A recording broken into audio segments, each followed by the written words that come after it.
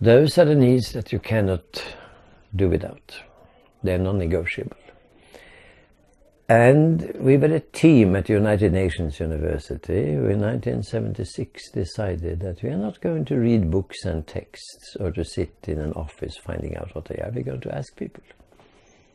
And we have dialogue in 50 countries. So what is this thing that you cannot do without?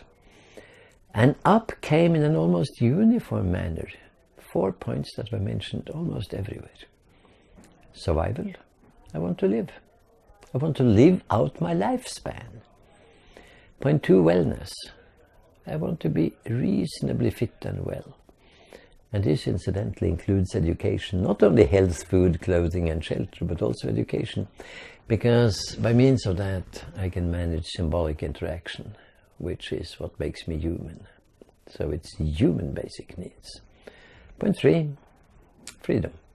Having options, having a choice. And point 4, the one I mentioned, identity.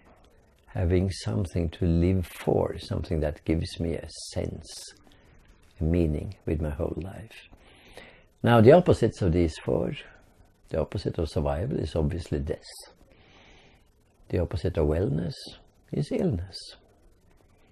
Because sooner or later it expresses itself as negation of health. And the opposite of freedom is repression. And the opposite of identity is alienation.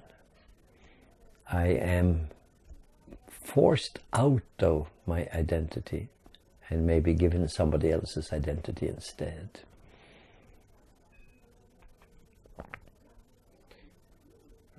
So violence then can be defined as insulting basic needs, whether that is done by a direct act of commission or the structural violence supported by acts of omission.